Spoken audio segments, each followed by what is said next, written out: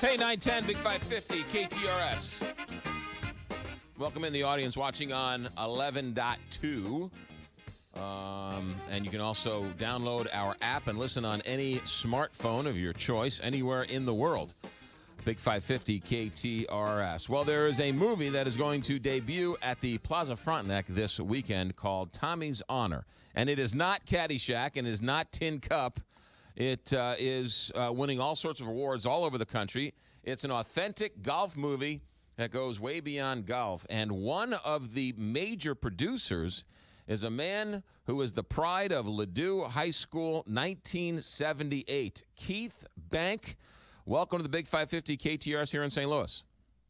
Thanks for having me on. I greatly appreciate it. You got it. Was it right? Ladue High, 1978? You got it. You sort of came to this movie how? Because you're not necessarily a movie producer by trade, are you?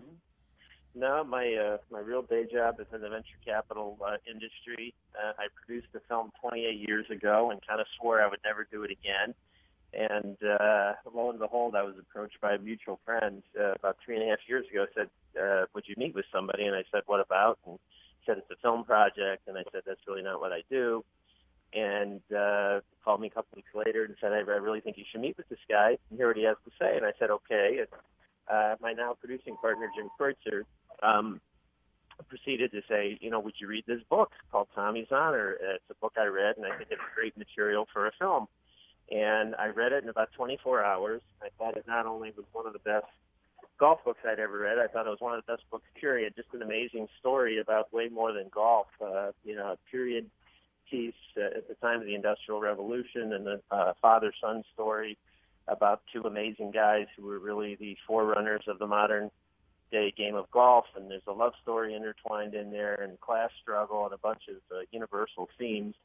And I just said, wow, this would be really interesting. And my motivation was really to give something back to the game that I love so much. There's all these efforts out there to try to figure out ways to grow the game, and I thought, what better way than to expose people to its history, which very few people knew anything about. So you were a golf fan before you read the book? Yeah, I'm a huge golf fan, huge golfer, and I thought I knew a little something about the sport and the history, but in reading it, so many things came to light. I had heard of old Tom Morris before, but I really knew nothing about young Tom Morris, and in getting into the story, it really is where the modern game started, and I've learned so many things just about the rules and the customs and the agronomy and the course design, and these guys were real pioneers.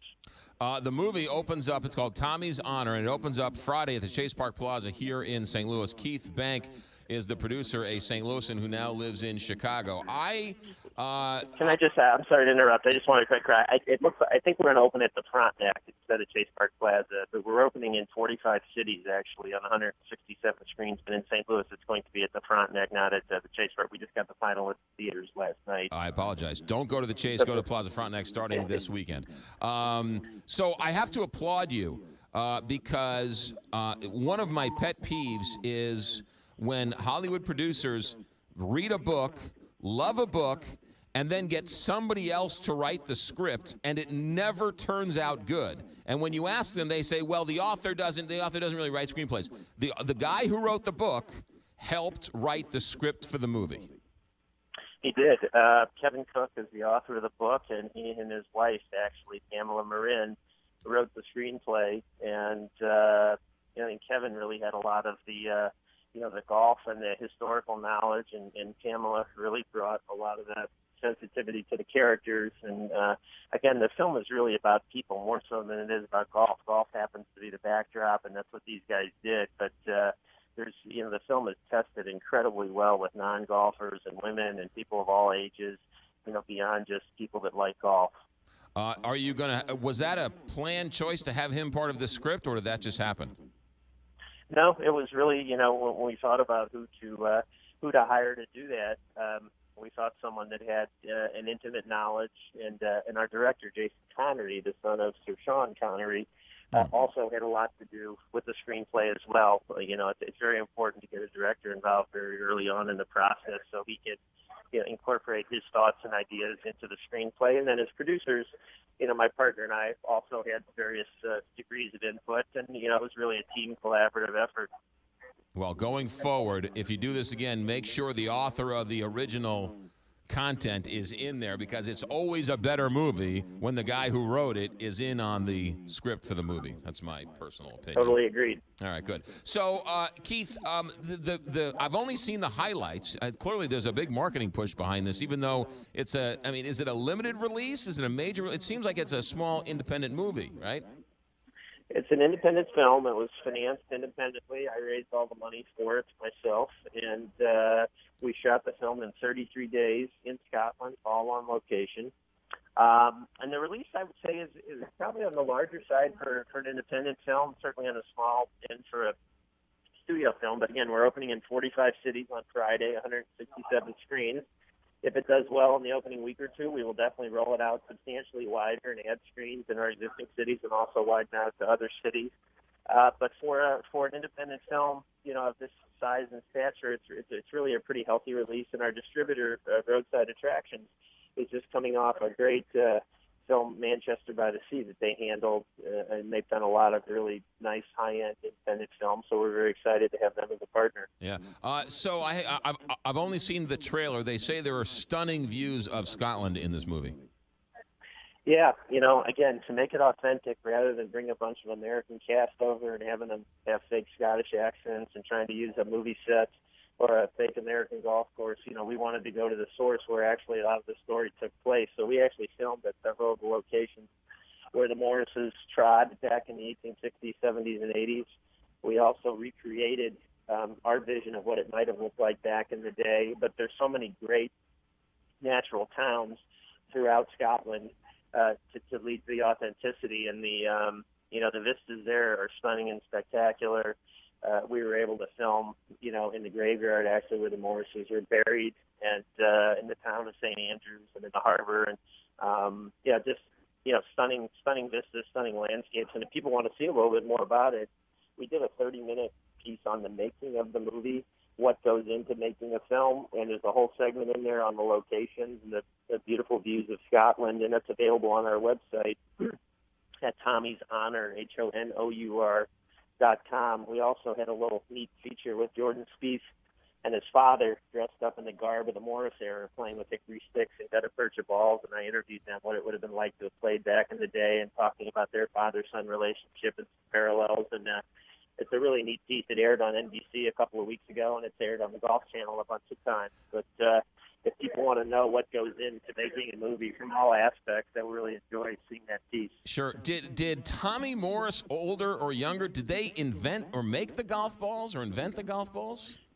So when Old Tom's first job was in an apprentice to a guy named Alan Robertson, and Alan Robertson used to make balls called featheries. It was basically a bunch of goose feathers stuffed inside a leather coating, and it got all misshapen, and it was very challenging to hit. And Old Tom actually had a fracture with Alan Robertson, his mentor, when he started producing gutta percha balls, which is basically rubber. A lot of it's used in dentistry now still, poured into a mold and then hardened. And it's like hitting a rock. It's much different than the modern golf ball today. But Old Tom was the guy that made the gutta percha golf balls, and that's what we used in the film itself. And again, that's what we had Jordan Spieth trying to play with. And it's very challenging. It's a very different game. How did you get? There's a scene in the trailer where the greens clearly hadn't been cut in a while. How'd you get those? I mean, was that a real golf course you used and didn't cut the greens for a while? So we shot at 5 different golf locations. Several were existing locations that we were fortunate enough that the greenskeepers agreed to not cut the grass for 3 weeks leading up to our filming, and we basically used the fairways grown 3 weeks for the greens and the rough grown for 3 weeks as the fairways to make it look more authentic. But the most interesting thing we did is a lot of the film takes place in a famous match at the Old Course in St. Andrews, but it's way, way, way too manicured. to look accurate on film for that time period. So we actually found a piece of land in a town called Valcaris on the sea, about a half hour from St. Andrews, and it was a cow pasture. We moved the cows off the land. We shoveled out the cow dung. We cut down the weeds, and we built 2 of our own golf holes as we envisioned it might have looked in the 1860s. We hired the greenskeeper from St. Andrews. We built a sloping bridge. We dug out the canal, and we built 2 walls of the RNA clubhouse as it would have looked in the 1860s, and then the rest was filled in with digital effects. The other 2 walls and the roof and the links road that runs alongside of it, that when people see the film, I think they'll be stunned at how realistic it looks. Keith Bank, our guest, a St. Louisan who is now a venture capitalist, now turned movie producer. The movie he has produced is called Tommy's Honor. It's going to debut in St. Louis Friday night at Plaza Frontenac. Keith, how true were you to the historic accuracy of the actual story? I'd say we were about 98% true to the actual story as it happened. We took very, very few creative liberties in changing the story for dramatic effect. 1 or 2 small instances that I can think of that make it a little bit more compelling, but short of that, we were very, very close to the real story. When you read this book called Tommy's Honor, you had never heard of old Tommy Morris or young Tommy Morris, had you? I had heard of both of them, and I'd actually visited their graveyard when I had played golf. I took a trip over when my son was 16, and we played 14 rounds in 12 days and all the great courses in Scotland. So I had, been in the town. I had heard of them, but really my only knowledge of old Tom was some silly, commercials where they portray him as this quirky, old man. Right. And I'd heard of young Tom, but knew nothing about him and his legacy. I mean, he was the Tiger Woods of his day. He won 4 consecutive Open championships. He's still the youngest major champion of all time, winning the Open championship at age 17.